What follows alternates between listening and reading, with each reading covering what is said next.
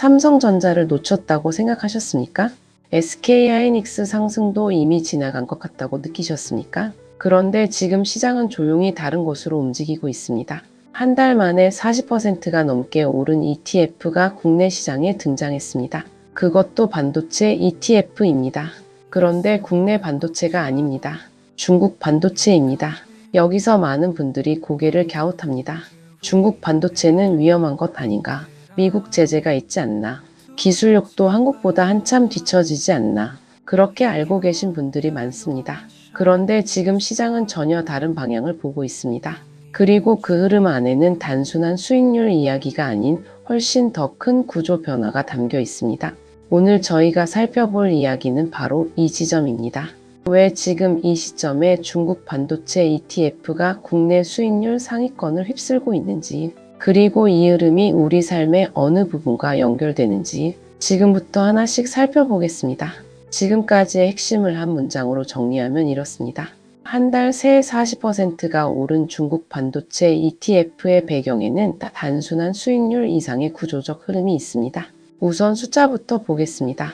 국내 ETF 수익률 집계 서비스 ETF 체크에 따르면 최근 한 달 수익률 상위 10위 안에 중국 반도체 관련 상품이 무려 6개나 들어왔습니다. 상위 10개 중 6개입니다.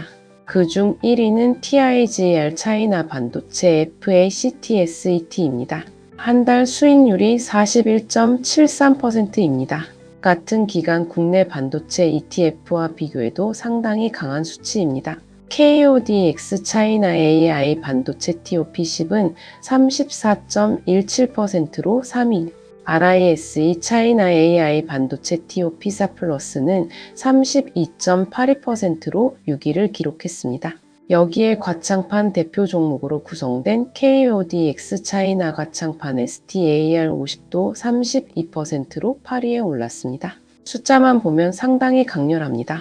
그런데 이게 어디서 온 것인지를 이해하려면 과창판을 먼저 알아야 합니다. 과창판은 중국이 만든 기술주 전용 시장입니다. 미국의 나스닥처럼 첨단 기술 기업들이 상장하는 곳입니다. 그래서 시장에서는 중국판 나스닥이라고 부르기도 합니다. 이 시장에는 반도체, 인공지능, 첨단 제조, 바이오 기업들이 집중돼 있습니다. 쉽게 말하면 중국 정부가 미래 산업을 키우기 위해 설계한 시장입니다. 그래서 반도체나 AI 관련 테마가 부각될 때 과창판 지수는 탄력이 크게 나타나는 구조입니다. 그리고 지금 딱 그런 장면이 펼쳐지고 있습니다. 여기서 한 가지 더 짚어야 할 배경이 있습니다. 중국의 반도체 자립화 기조입니다. 불과 몇 년 전까지만 해도 중국은 미국과 한국산 반도체에 크게 의존했습니다. 그런데 미중 갈등이 심화되면서 분위기가 달라졌습니다. 미국은 첨단 반도체 수출을 막기 시작했습니다. 장비도, 설계 소프트웨어도, 핵심 부품도. 그러자 중국 내부에서 오히려 이런 목소리가 커졌습니다. 우리가 직접 만들어야 한다. 그리고 중국 정부는 이 방향을 국가 전략으로 삼았습니다. 첨단 제조업 육성을 통한 경제체질 개선이라는 표현까지 나왔습니다. 실제로 전문가들은 올해 중국 경제 성장률이 지난해보다 낮아질 가능성은 있지만 첨단 산업이 주도하는 중장기 성장 동력은 약해지지 않을 것이라고 봅니다. 이 흐름이 과창판으로 향하는 자금을 만들어내고 있습니다. 글로벌 AI 투자 사이클과도 맞물립니다. 중국 내에서 자국 AI 반도체와 메모리 수요가 늘고 있습니다. 화웨이 같은 주요 기업이 자국 칩 채택을 확대하는 흐름도 이어지고 있습니다. 그래서 시장은 지금 이 방향을 보기 시작했습니다. 미중 갈등이 오히려 중국 국산화 침투율을 끌어올리는 구조. 이게 역설적이지만 중국 반도체 기업들에게는 중장기 성장 동력으로 작동한다는 해석이 나오는 이유입니다. 그리고 시장은 늘 그렇습니다. 정부 의지가 강하고 자금이 집중되는 산업에 먼저 반응합니다. 지금 중국 반도체 ETF의 강세는 그 반응 중 하나입니다. 지금까지의 핵심을 한 문장으로 정리하면 이렇습니다. 과창판 중심의 중국 반도체 강세는 자립화 전략과 AI 수요가 맞물린 구조적 흐름입니다. 자, 여기까지 보셨다면 이런 생각이 드실 수 있습니다. 그래도 중국 반도체는 아직 한국이나 미국보다 기술이 뒤지지 않나? 맞습니다.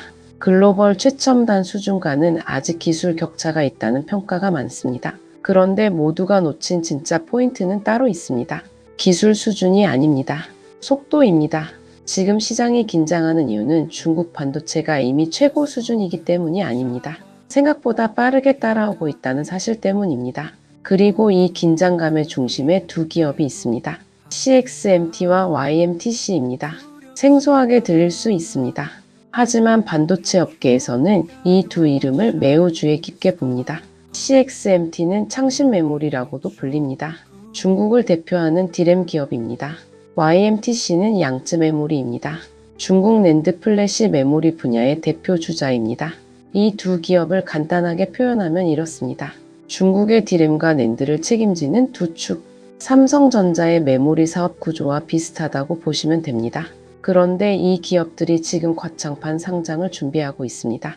CXMT는 과창판 IPO 심사가 기존 중단 상태에서 지뢰 단계로 변경됐습니다. 심사가 다시 진행되기 시작했다는 의미입니다. YMTC는 지난 19일 중국 증권감독관리위원회 기준으로 상장 지도 절차에 들어갔습니다.